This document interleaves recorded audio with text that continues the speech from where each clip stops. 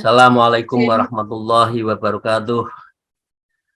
A'udzubillahi minasyaitonir rajim. Bismillahirrahmanirrahim.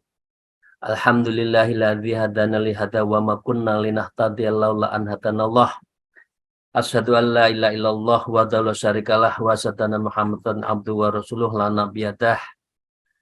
A'udzubillahi minasyaitonir rajim. Bismillahirrahmanirrahim. Ya ayyuhalladzina amanu taqullaha wabtaghu ilaihil wasilah wajahidu fisabilihi la'allakum tuflihun. Amma badah. Para jamaah, sahabat, kolega, para salikin, muridin, melalui guru kita mohon izin dan mari kita meneruskan dengan bersyukur pada Allah. Alhamdulillah ala kulli halin wa nimatin, dan berselawat Allahumma shalli ala sayyidina Muhammad wa ala alihi washabih. Qala al-mu'allif fi hadzal kitab walau bihima fi ulmihi amin wa uli batarain amin ya rabbal alamin. A'udzubillahi minasyaitonir rajim. Bismillahirrahmanirrahim. Fa fihil khatrani khatratul wusulil la tadri hal tasilu illa dzalika amla. Fa fihil khatron, maka di dalam orang punya angan-angan itu ada khotoroni, ada dua resiko. Khotratul wusul latadri hal tasul ila dzalika amla. Yang pertama adalah resiko penyelesaian. Engkau tidak tahu apakah bisa menyelesaikan atau tidak. Jangan pernah memastikan ujung dari proses itu Anda mengatakan saya pasti berhasil. Tidak boleh. Ini resiko di dalam proses menuju niat baik itu. Kita tidak boleh menentukan kita pasti berhasil. Karena apa? La tadri hal tasilu illa dzalika amla. Kita tidak tahu. Yang kedua, wa khotatul fasadi la tadri hal fi dzalika sholahun amla. Yang kedua adalah resiko kerusakan di mana engkau tidak tahu apakah dalam amalmu itu ada kebaikan atau tidak, diterima atau tidak. Karena di dalam proses pun ada penyakit-penyakit. Karena itu mohon pertolongan pada Allah itu sangat penting di dalam hal membentengi kita dari amal-amal yang jelek. Khususnya di dalam tulul amal. Jadi dengan demikian, fa'idha wajabal istina'u li khotril wusul, maka dengan demikian wajib kamu itu beristisna. Menyebut insya Allah untuk risiko penyelesaian dan wajib berpasrah diri watafwithu li khotril fasad, dan kamu berserah diri dari risiko kerusakan. Jadi yang pertama itu adalah resiko penyelesaian, yang kedua adalah resiko kerusakan. Ketika resiko penyelesaian, maka Anda istisna, insya Allah. Tapi kalau sudah dalam hal proses, maka agar tidak rusak, maka Anda harus berpasrah diri watafwidhu dalam hal kerusakan. Jadi Bapak Ibu sekalian, kalau kita tidak atau belum berhasil, ya sudah, Allah sudah mencatatnya. Paling tidak proses yang kita jalanin menuju satu niat yang baik, menjalankan niat yang baik itu, hasilnya masih mentes, ada hasilnya, bukan rusak. Gitu ya Bapak Ibu sekalian ya, caranya seperti itu. Jadi kalau resiko penyelesaian, niat, insya Allah. Tapi kalau sudah jalan, maka Anda harus pasrah pada Allah. Itu berarti kita semua tidak memastikan, karena kalau memastikan itu berarti kita akan menjadi Tuhan-Tuhannya yang lain. Wa qala al-mu'allif fi hadzal kitab wa bima bi ulumi fitarin amin ya rabbal alamin. Fa idza khasalatil iradati ala hadis surut, maka apabila telah berhasil keinginan melalui syarat-syarat itu takunu khina idzin niyatun mahmudah, maka terbentuklah itu semua dari niat yang terpuji. Jadi berhasil itu ada hubungannya dengan niat terpuji. Ya. Mukhrijatun anha khaddil amali wal afat, maka engkau akan keluar dari batasan angan-angan yang membahayakan. Jadi saya ulang, kita ulang. Jadi syarat untuk melakukan angan-angan itu dua, istisna insya Allah, yang kedua adalah niatul mahmudah. Kalau kita menjalani proses sudah hidup ini sudah mempunyai dua itu, maka kita adalah terhindar dari fasad, bahaya, afat, dan juga dari kerusakan-kerusakan yang lain. Maka dua hal ini fa'atammal jiddan fahadhihi hadhihi, maka kita harus betul-betul merenungkan terhadap tulul amal yang resepnya adalah dua tadi, istisna dan niatul mahmudah. Wa'lam an khisnal qasril amal dzikruhal maut. Nah, sekarang mulai yang ketiga. Wa'lam, ketahuilah, anna khisnul qasril amal, benteng untuk agar kita itu bisa qasrul amal, yang jaga kita agar kita itu pendek angan-angan kita, apa? Zikrul maut, yaitu mengingat kematian. Karena di antara kita tidak ada satupun yang akan tahu kapan, sedang, di mana, posisi, nggak ada yang tahu. Itu hak prerogatif Allah yang memerintahkan Israel untuk menyambut nyawa dari hambanya. Jadi kalau kita semua mengatakan zikrul maut, mutu qabla maut, Anda matikan sebelum Anda mati, ini orang tasawuf, artinya mematikan nafsu-nafsu kita yang berkeinginan ini dan itu, maka dengan demikian Anda pasti tidak ingin angan-angan yang panjang, ingin itu, usia ini, usia itu, tidak. Pasrah saja dan apa yang ada kita jalankan. Jadi yang ketiga itu ya, zikrul maut. Setelah istisna dan niatul mahmudah. Wa hisnihi dzikrun faj'atil mauti wa akhidhi ala ghirratin wa khoflah. Dan benteng penguatnya adalah mengingat kedatangan kematian yang mendadak dari perenggutan nyawanya itu untuk apa? Wa akhidhi ala ghirratin wa khoflah. Agar kita itu tidak lengah dan lalai. Betapa banyak orang itu awalnya baik, ujungnya tidak baik karena dia ghaflah kepada Allah, lupa pada Allah. Wa huwa fi ghururin wa futur. Orang seperti ini biasanya yang panjang pikirannya itu ghurur, dia tertipu. Seakan dia akan mengetahui hidupnya panjang, seakan dia tahu kapan dia akan wafat, tertipu kan? Padahal Allah akan memanggil kita dalam hitungan, mungkin jam, mungkin menit. Kita mengatakan kita akan hidup pada saat usia sekian, sudah mempunyai kedudukan dan kekayaan sekian. Padahal dalam proses tahu-tahu sudah diambil. Berarti kita tertipu kan?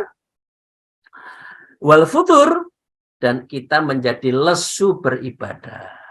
Enggak, nanti aja kalau sudah 70, anak-anak sudah mentah, cucu saya sudah tidak ngangenin lagi, saya tak dekat dengan Allah. Loh, memang tahu kita.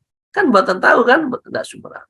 Jadi Bapak Ibu sekalian, mumpung kita diberi himmah, ada keinginan, dan yang kedua insya Allah hidayah, dan mohon kita diberi taufik segera mungkin untuk mengisi hidup kita itu betul-betul menuju Allah, mempersiapkan suluk ilallah secara khusus, suluk kepada Allah secara umum, dan suluk secara khusus artinya masuk thariqah untuk mempersiapkan zikir-zikir kita dalam rangka mendekatkan diri pada Allah. Karena kita tidak tahu saat mana, sedang apa, kapan, di mana Allah memanggil kita. Maka dengan demikian fahtafid bihadil jumlati wa khasli muwaffaqan, maka perihalah sejumlah keterangan tadi. Ya, 3 tadi. Istisna, niyatul mahmudah, zikrul maut. Jangan lupa, itu harus menjadi pikiran kita. 3 ya. Istisna, insyaallah, niyatul mahmudah, wa zikrul maut. Ini kunci agar kita itu tidak tulul amal. Maka dengan demikian, kita itu adalah fa'innal hajah masatun ilaiha. Karena sesungguhnya kebutuhan itu adalah kebutuhan yang mendesak. 3 nggih. Nah, kita pegang ya. Kita semua tidak terkecuali termasuk saya.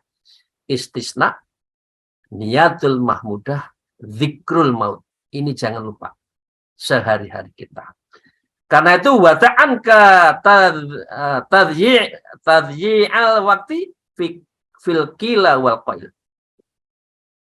Ini maaf yang kena siapa saya tidak tahu. Wata'an ka tadyi'al waktin, kamu itu jangan nyanyiakan waktu. 50, 60, 70, kok gitu-gitu aja mendekatkan diri pada Allah. Umur 60, 70 kok tidak ada rasa dekat dengan Allah. Ya. Tetapi yang kedua ya, fil qila wal qail, dan kamu hindarilah untuk berdesas-desus, ghibah, ngomong yang tidak penting. Ambil Quran, ambil tasbih, zikir, daripada ngomong sehingga enggak itu, Anda harus kurangi. Kita harus kurangi. Wa mulhatir rijal, dan kita tidak boleh mengumbar kata-kata. Moga-moga wallahu muwafiq bifadlih. Semoga Allah memberikan taufik dengan segala karunia-Nya kepada kita. Jadi ini yang menyangkut bagaimana cara kita membentengi dari tulul amal. Nah, Bapak Ibu sekalian, mari kita yang kedua. Wa ammal hasad fahuwa iradat zawali ni'amilai ta'ala an akhikal muslim. Yang disebut dengki, dan penyakit kedua kan dengki kan? Yang disebut dengki adalah keinginan Anda untuk menghilangkan karunia Allah. Iradati zawalini amillahi ta'ala ya, an akhikal muslim, dari sahabat saudara-saudara sesama muslim. Mimma lahu fi sholahin, dari berbagai hal milik saudaramu ya, yang Anda tidak ada di dalamnya itu. Yang di dalamnya terhadap kebaikan. Jadi kalau ada orang seneng, sahabat kita seneng, saudara kita seneng, Anda jangan punya pikiran SMS. Susah melihat orang senang. Atau sebaliknya, senang melihat orang susah, nggak boleh. Kita doakan, ya Allah, moga-moga kebahagiaan dari teman saya, saudara saya itu betul-betul Engkau berkahi.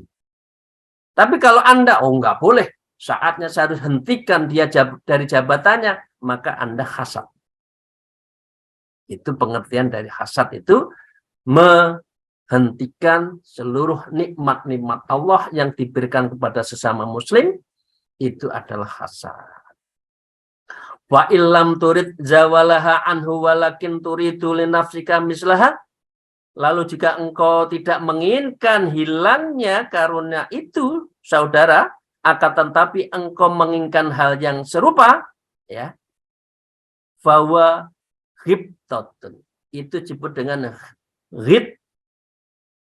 ghibtah. Jadi begini, ada teman kita tahu-tahu naik pangkat, bagus. Mengapa ya ini teman ini kok bagus, dipercaya. Kemudian memang ahli. Beliau belajar dengan baik, punya sertifikatnya cukup. Lah, Anda menginginkan serupa. Udah, kalau itu saya tak belajar deh. Saya tak ingin prosesnya lebih bagus deh. Saya memiliki kelebihan deh. Biar saya jadi kadif, kepala divisi misalkan, menjadi direksi. Lah ilmu yang dimiliki oleh teman Anda dan Anda ingin mengikuti, itu namanya ghibah. Ghibah. Ghibtoh, maaf. Ghibtoh, bukan ghibah. Ghibtoh. Itu namanya meniru. Itu boleh. Karena apa kuncinya? Tidak ingin menghilangkan dari nikmat Allah tadi yang diberikan pada teman kita. Tapi kita ingin meniru, itu boleh. Namanya ghibtoh.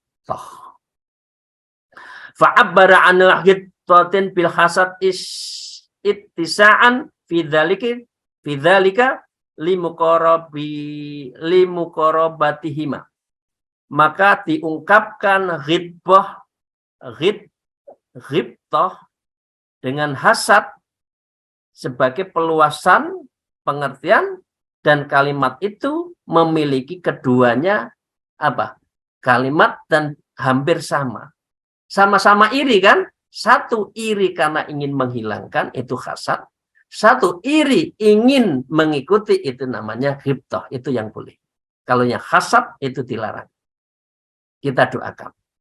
Nah, fa'illam yakullahu fiyasolah, lalu jika tidak ada baginya di dalam perbuatan itu kebaikan, fa'aradta zawala anhu, lalu engkau menginginkan karunia karena itu hilang darinya, ya, fadzalika ghairatun, maka hal itu disebut ghairah, cemburu.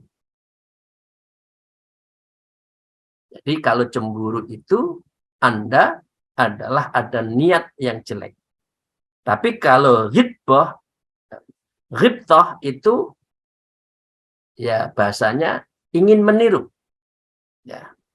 Tapi kalau satu kebaikan yang Anda tidak ingin ikut, lalu engkau menginginkan karena itu hilang darinya, artinya tidak pindah, itu Anda cemburu. Itu yang juga nggak boleh. Apalagi cemburu buta, itu juga boleh. Itu namanya ghairatun. Jadi ada hasad, ada ghibtoh, ada ghairah, cemburu. Nah, fahadha wal farqu baina hadhil khisal, maka inilah merupakan perbedaan di antara perilaku yang menyangkut terhadap apa? Menyangkut terhadap iri, cemburu, dan hasad, ya, itu yang harus kita pahami. Wa amma dzitul hasatu fan nasihah. Adapun lawannya hasad adalah nasihah, ketulusan. Jadi nasihah itu ketulusan. Wahya iratu baqa'i min ni'amil ta'ala ala akhikal muslim. Intinya orang tulus adalah ingin tetap ada pada dirinya karunia Allah yang diberikan kepada sesama kita, teman kita, mimma lahu fiha sholahah, hal yang terkandung kebaikan di dalamnya. Jadi kalau ada teman kita diberi nikmat, ya Allah berikan nikmat lagi kepada saudara saya. Moga-moga jabatannya berkah, moga-moga beliau mendapatkan tambahan nikmat. Itu, nggih? Nah, itu Bapak Ibu sekalian, itu namanya nasihah, tulus. Lek Anda tulus, ya, insya Allah akan diberikan kemudahan buat kita. Tapi kalau Anda iri, cemburu, wah itu artinya mongkok. Kalau ghibtoh itu ghibtoh itu baru kita sadar diri, kemudian melakukan langkah-langkah. Nah, yang penting itu adalah nasihah, yaitu menjadikan diri kita itu tulus. Nah, fa'inkila kaifa na'lamu annahu lahu fiha sholahan aw fasadan. Lalu jika dikatakan bagaimana kamu dapat mengetahui bahwa ada orang di dalamnya itu terhadap satu kebaikan atau kerusakan? Nah, apa yang kita lakukan? Linan sohahu au naqsuduhu, untuk kami dapat tulus kepadanya atau kami dengki kepadanya, Ini ditanya oleh kepada Imam Ghazali, maka Imam Ghazali mengatakan fa'lam annahu qad yakunu lana ghalibudz dzanni bidzalik. Maka ketahuilah bahwasanya terkadang pada diri kita itu suatu prasangka yang kuat mengenai hal itu. Wa ghalabat dzanni minna tajrimat ilmi fi hadhil mawadhi, dan persangkaan kuat kita berlaku setara dengan memberlakukan kedudukan, yaitu mengetahui dalam persoalan-persoalan ini. Jadi kita harus tahu mana yang boleh kita nasihat tulus kalau teman kita dapat nikmat. Tetapi kita juga harus tahu kalau nikmatnya itu nikmat yang istijrat, maka kita harus tidak boleh tulus. Loh, temannya jadi melakukan kesalahan, kalau kita tulus, jangan, kita harus ingatkan. Nah, karena itu kita harus mengetahui terhadap hal itu semua. Maka summa inistabata alaika falaturidan nazawala nikmah ahadin minal muslimin au baqaiha. Kemudian jika tersamarkan hal itu bagimu, maka sungguh jangan engkau menginginkannya hilangnya karunia itu, kalau itu kebaikan. Terus ya Allah, mugi-mugi teman saya mendapatkan berkah dan nikmat terus, ya. Sehingga kamu itu min hukmil hasad, Anda terhindar dari jiwa hasad. Jadi kalau kita itu nggak senang teman kita naik pangkat, itu berarti Anda hasad, ya. Apalagi hasadnya itu untuk memindahkan atau untuk menghentikan fadhail atau beberapa fadilah, itu adalah Anda orang hasad. Wa yahsulu laka faidatan nasihah, dan tercapai bagi memanfaat ketulusan kalau itu yang baik. Itu ya Bapak Ibu sekalian. Jadi kalau ada teman kita baik, kita doakan, ditambah nikmat, kita tulis. Kalau dia nikmatnya kelihatannya nikmat padahal dia tidak, maka kita harus doakan agar dia diingatkan tidak menyimpang atau istijrat yang dia itu adalah betul-betul dari niat yang baik tadi. Wa amma khisnun nasihal mani, adapun benteng ketulusan yang dapat menyegah dari kedengkian minal hasad, fahuwa dzikru ma aujabahullah ta'ala, maka diwajibkan untukmu itu adalah mengingat pada Allah min muwalatil muslimin, berupa saling membantu terhadap orang Islam. Jadi kalau sesama Islam saling membantu itu berarti tulus. Nah, wa hisnu hadzal hisni dzikru ma'adzama ta'ala min haqqil mu'min. Dan kubu pertahanan yang benteng yang kuat dalam ketulusan itu adalah dzikri ma'adzama ta'ala, yaitu ingat kepada untuk mengagungkan Allah Ta'ala min hakil mukmin, dari hak orang mukmin. Ini cara pertama ya Bapak sekalian, benteng kita agar kita tidak hasad adalah mengagungkan Allah dan beriman pada Allah, dan kita mendoakan sesama muslim. Yang kedua, wa rafa'a min qadri wa malahu indallahi minal karamatil azimah wal uqba. Benteng kita yang kedua adalah mengangkat kedudukan orang itu dalam hal yang dimiliki orang itu di sisi Allah, berupa berbagai kemuliaan agung di akhirat. Jadi kalau kita tulus, kita juga akan diagungkan pada Allah. Karena kita mengakui hak Allah lah untuk menentukan seorang, kita ikhlas. Maka karena itu kita akan karomati azimah fil uqbah, kita akan mendapatkan karomah kemuliaan nanti di yaumil akhirat. Nah, yang ketiga, orang yang tulus akan mendapatkan apa?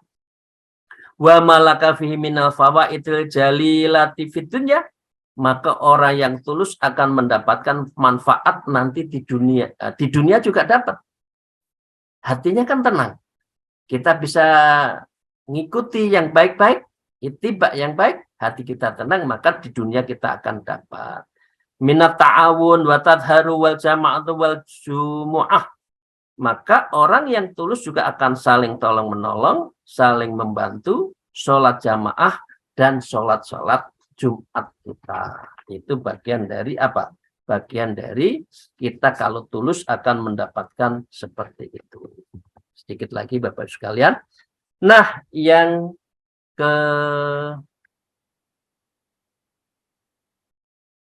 ketiga ya tadi ya. Yang pertama diagungkan oleh Allah. Yang kedua adalah diangkat kedudukan kita bagi orang yang tulus. Yang ketiga adalah kita mendapatkan manfaat di dunia. Dan yang keempat, summa matarju min syafaatihil fil akhirah, kita akan mendapatkan syafaat nanti di yaumil akhir bagi orang yang tulus. Jadi jangan hasad, tetapi tuluslah terhadap apa yang dinikmati, karena nikmat diberikan oleh Allah kepada teman-teman kita sesama muslim. Fahadihi wa nakhubuha mimma yab'udhu 'alan nuskhi likulli muslimin. Semua hal ini dapat semacamnya dan ini bisa mendorong Anda agar tulus sesama orang muslim. Wa yujannibuka min antahsadahu fi ni'mati a'tahullah ta'ala iyaha, dan dapat menjauhkan kamu dari rasa dengki yang ada menghinggap pada diri kita yang Allah telah memberikan karunia itu kepada teman kita. Kemudian kita tidak dengki. Nah, yang terakhir, Bapak sekalian, wa ammal ajilah. Ini kita hasad sudah ya, sekarang ajalah, orang yang tergesa-gesa. Dan ini yang harus kita hindari. Fa innahal makna rotibu fil qalbi ma'isu alal iktima alal amri bi awli khotrin.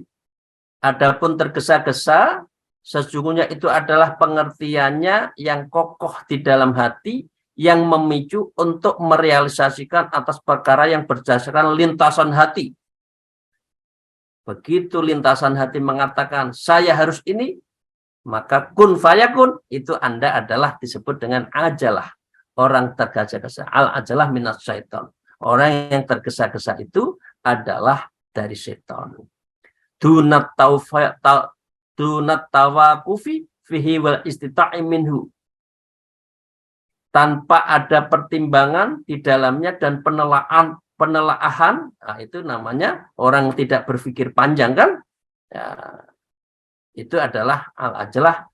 Wal istijali fit tibati wal amal, tanpa ada pertimbangan, akan tetapi mereka semata-mata bertindak selekas mungkin sesuai dengan lintasan hatinya itu untuk dilakukannya.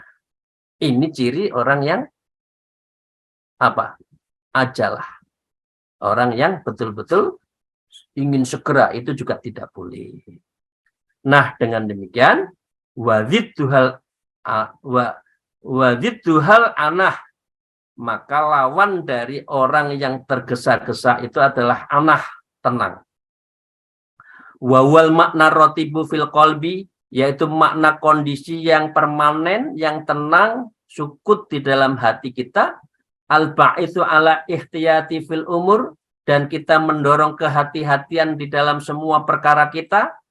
Wan nadhari fi ta'ni fi tabi'i fit tibaiya wal amali biha, dan kita mememirkan pelan-pelan ya, mengikuti lintasan hati dalam melakukannya. Ini ciri al-annah, lawan dari tergesa-gesa. Jadi kalau sebaik mungkin kita adalah al-annah, yaitu betul-betul mempunyai apa? Ketenangan, hati kita menjadi tenang, satu. Dua, hati-hati di dalam melakukan pekerjaan. Tiga, perlahan di dalam melakukannya, tidak tergesa-gesa. Ini adalah disebut annah. Wa ammat tawakufu fadzidul ta'assufu. Adapun tawakuf berpertimbangan, ya, maka kebahagiaannya adalah ta'assuf, sembrono. Jadi orang yang tawakuf tadi mempunyai 3 ciri al-anah tadi, maka kalau orang sembrono disebut dengan ta'asuf. Ya, maka kita tidak boleh untuk berta'asuf di dalam pekerjaan kita. Qala Syekhuna rahimahullah, ya, telah berkata guru saya Abdullah Al-Barok, al-farqu baina tawaqufi wa ta'ti annal tawaqufa qabla dukhuli fil amri hatta yastabina lahu rusduh. Beliau mengatakan perbedaan antara pertimbangan yang perlahan-lahan adalah sejumlah pertimbangan sebelum masuk. Sebelum berjalan itu dipikir dulu. Ya, itu namanya tawakuf.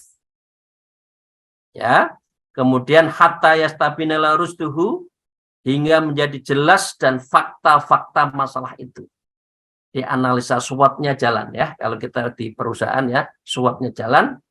Wa ta'anni ba'da dukhuli fi hatta yu'addi li kulli juz'in min haqqah. Sedangkan perlahan-lahan setelah masuk hingga ia bisa menunaikan setiap bagian dari masalah akan haknya. Ini namanya tawakuf.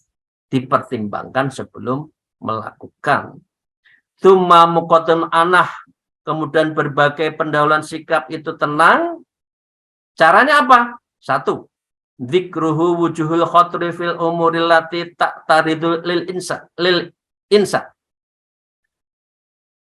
Agar kita bisa menjadi orang tenang, mengingat rupa resiko dari berbagai urusan yang merintangi manusia. Dari kekurangan manusia lain, ya, kita jadikan pelajaran. Itu namanya orang al-anah.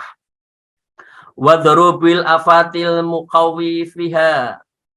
Dan yang kedua adalah dan macamnya bahaya yang mengkhawatirkan dalam urusan itu kita pikir. Nah, itu ciri kedua. Nah, ciri ketiga, wa dzikru ma fin nazar, dan mengingat hal-hal yang ada di dalam pikiran kita, itu juga bagian dari tawakuf, pertimbangan. Wasabbutu minar salamati ma wa ma fis ta'assufi wal istijala minat damati wal mulamah. Dan yang keempat, mengukuhkan atas keselamatan apa yang kita lakukan, agar apa? Agar kita itu tidak istijal minat dan nada mati wal mulamah, agar kita itu tidak sembrono tergesa-gesa yang berupa ancaman-ancaman. Ya. Nah, wa hadhihi amsaluha mimma yab'atsu 'ala tsa'ni wat taufiqi fil umur wa yamna'u minal istijali wal ta'asufi. Keterangan ini adalah hal yang perlu kita pikirkan, termasuk bagaimana kita mendorong secara hati-hati yang penuh dengan pertimbangan dalam segala urusan. Wa tawahu fil umur, kita itu adalah penuh pertimbangan semua masalah.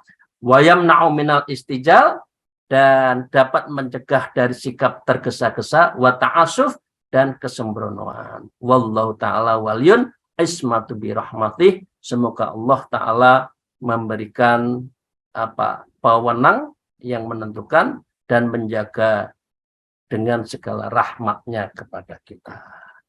Demikian, terima kasih. Kita kaji pada hari ini 2 sesi. Maka dengan demikian kita sudah mengkaji cara membentengi 3 hal tadi ya, yaitu tergesa-gesa, yang kedua hasad, yang ketiga tadi adalah menyangkut hasad, tergesa-gesa.